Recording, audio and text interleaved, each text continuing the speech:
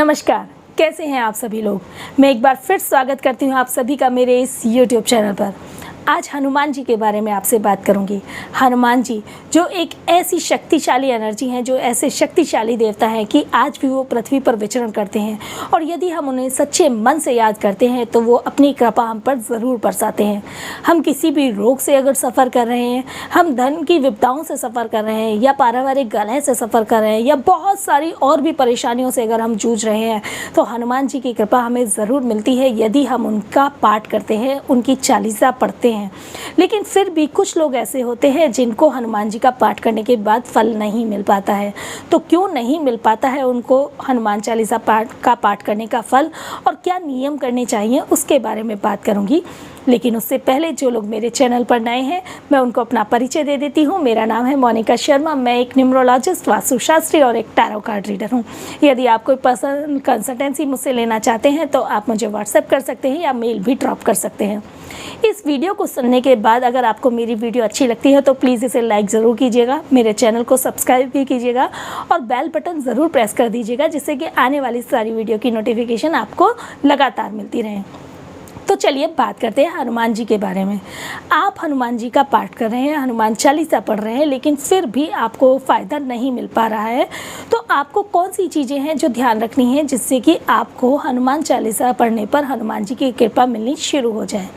सबसे पहले बात करते हैं हनुमान चालीसा का। अगर आप कोई अनुष्ठान उठाते हैं, अगर आपकी कोई इच्छा है और उस इच्छा से आप हनुमान चालीसा का पाठ उठाते हैं तो सबसे पहले आपको अपनी मनोकामना देखनी है कि आप किस मनोकामना से पाठ कर रहे हैं। मनोकामना ऐसी होनी चाहिए जो कि शुद्ध मनोकामना हो, जिसमें आपका फ़ायदा हो लेकिन किसी का नुकसान ना हो।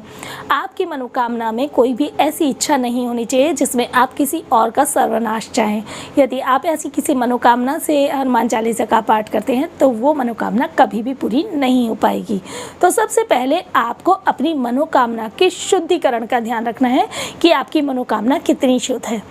अब बात करते हैं कि क्या नियम बनाने हैं। यदि आप किसी मनोकामना से हनुमान चालीसा का पाठ करते हैं तो आपको सबसे पहले कम से कम 40 दिन का पाठ करना ही चाहिए, तभी आपको हनुमान चालीसा का फ़ायदा मिलता है। 40 दिन का पाठ करने के साथ साथ आपको यह भी देखना है कि आप किस दिन से पाठ शुरू करेंगे। आप पूर्णिमा से शुरू कर सकते हैं, आप किसी भी मंगलवार से या शनिवार से भी हनुमान जी की पूजा प्रारंभ कर सकते हैं। साथ ही आपको एक नियम बनाना है कि मुझे प्रतिदिन इस समय पर हनुमान चालीसा का पाठ करना है। यदि आप हनुमान चालीसा का पाठ सूर्योदय से पूर्व करते हैं तो इसके बहुत अच्छे फल मिलते हैं। सूर्योदय के पूर्व का एक टाइम निश्चित कर लीजिए और 40 दिन तक आपको उसी समय पर हनुमान जी का पाठ करना है। अब बात करते हैं कि जब आप हनुमान जी का पाठ करेंगे तो आपको करना क्या है।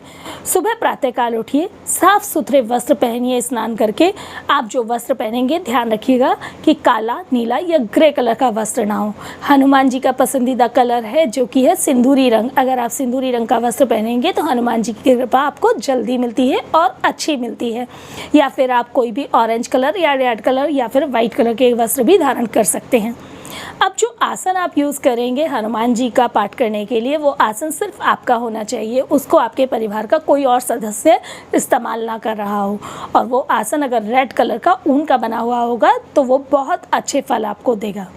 साथ ही अब आप जो हनुमान जी की प्रतिमा रखेंगे, जिसकी आप आराधना कर रहे हैं सामने रखकर, वो कुछ इस तरह से रखें कि जब आप पूजा करें तो आपका मुख नॉर्थ की तरफ होना चाहिए। तो जब आपका मुख नॉर्थ की तरफ होगा तो हनुमान जी का मुख साउथ की तरफ जाएगा। तो जब आप पूजा करेंगे तो ये आपको विशेष ध्यान रखना है, क्योंकि यदि आपका मुख नॉर्थ की तरफ रहेगा और हनुमान जी का मुख साउथ की तरफ जाएगा तो आपके ऊपर कृपा जल्दी आएगी हनुमान जी की। अब साथ ही आपको क्या करना है, जब हनुमान जी की पूजा आरंभ करें तो उनके सामने आपको चमेली के तेल का दिया जलाना है। चमेली का तेल का जब आप दिया जलाते हैं ना तो उसकी जो लौ होती है वो बहुत ऊंची उठती है, इसलिए चमेली का तेल का जब आप दिया जलाएं तो थोड़ा सा सावधानी रखिएगा। चमेली का तेल का दिया जलाने के बाद आपको हनुमान जी को सिंदूर का तिलक लगाना है। सिंदूर में 2-3 बूंद चमेली की डाल दीजिए और उसका तिलक हनुमान जी को लगाइए। उससे हनुमान जी बहुत खुश होते हैं। इसके पीछे एक कथा भी है, वो मैं आगे किसी वीडियो में सुनाऊंगी आपको। वो बहुत अच्छी कथा है और बड़ी मज़ेदार कथा है कि हनुमान जी का सिंदूर क्यों पसंद है। अब आपने हनुमान जी के आगे दिया जला दिया, उनको सिंदूर भी लगा दिया। अब उनको आपको एक जनेऊ भी पहनाना है। जनेऊ पहनाने के बाद अब आपको हनुमान जी के समक्ष भोग रखना है। भोग में आप हनुमान जी के लिए चूरमा भी रख सकते हैं, या फिर आप बूंदी भी रख सकते हैं, या फिर गुड़ और चने का भोग भी लगा सकते हैं। यदि कुछ भी नहीं है तो आप एक तुलसी के पत्ते का भोग भी रख सकते हैं। साथ में एक लोटे में जल भी रखिए, उसमें थोड़ा सा गंगा जल और थोड़े से मिश्री के दाने डाल दीजिए। अब ये सारे नियम तो वो हुए जो आपको हनुमान चालीसा को शुरू करने से पहले करने हैं। अब बात करते हैं हनुमान चालीसा को पढ़ने से पहले और क्या चीज़ करनी है आपको, जिससे कि आपको अच्छा रिजल्ट मिले। अब आप जब हनुमान चालीसा का पाठ करेंगे तो डायरेक्ट अगर पाठ शुरू करते हैं तो आपको कृपा नहीं मिल पाएगी। तो आपको करना क्या है, जैसे कहते हैं ना, कान्हा जी को पकड़ना है तो राधे नाम को जप लीजिए। ऐसे ही कहते हैं कि अगर हनुमान जी की कृपा चाहिए ना तो पहले राम नाम को पकड़ लीजिए। अगर हनुमान जी के आराध्य राम जी को आप पकड़ लेते हैं तो हनुमान जी साक्षात आपके समक्ष प्रकट हो जाते हैं। तो सबसे पहले एक तुलसी की माला लीजिए, 108 मनकों की माला लीजिएगा, जिसमें 108 मोती होते हैं। उस तुलसी जी की माला से आप राम नाम का जाप कीजिए, और वो नाम का जाप आपको पूरे ध्यान से, पूरे मग्न होकर के करना है। जब आप पूरे मग्न होकर के वो ध्यान करते हैं ना और वो माला जाप करते हैं तो हनुमान जी की एनर्जी किसी न किसी रूप में आपके समक्ष जरूर आती है और पूरा यूनिवर्स आपके ऊपर कृपा बरसानी शुरू कर देता है।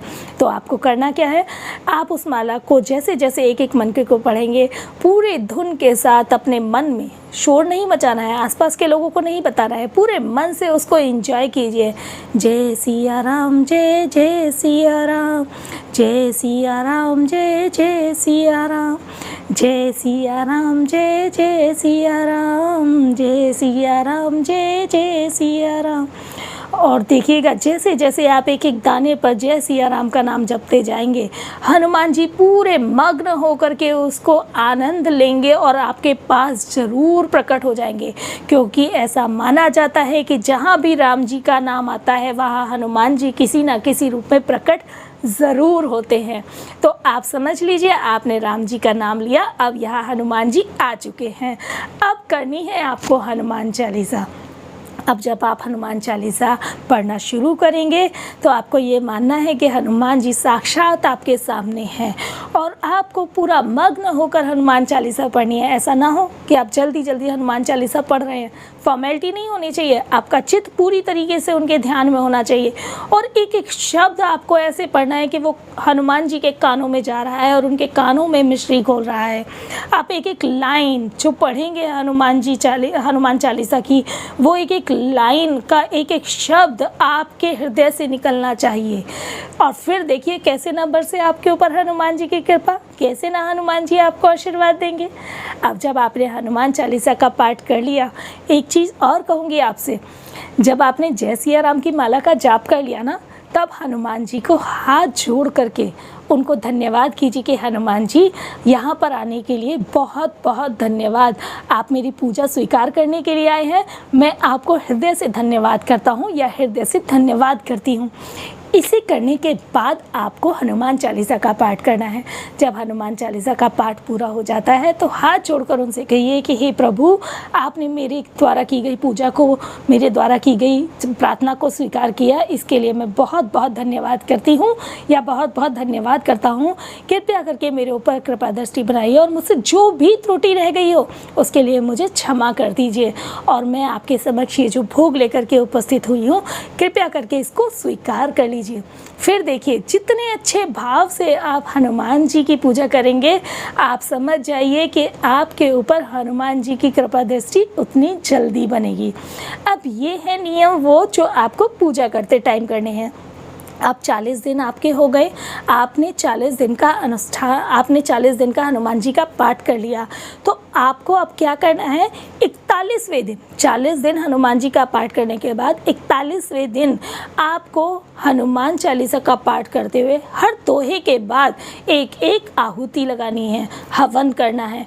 आहुति लगाने के बाद हनुमान जी को धन्यवाद देना है कि उन्होंने आपके ऊपर कृपा दृष्टि बनाई और आपकी पूजा को स्वीकार किया।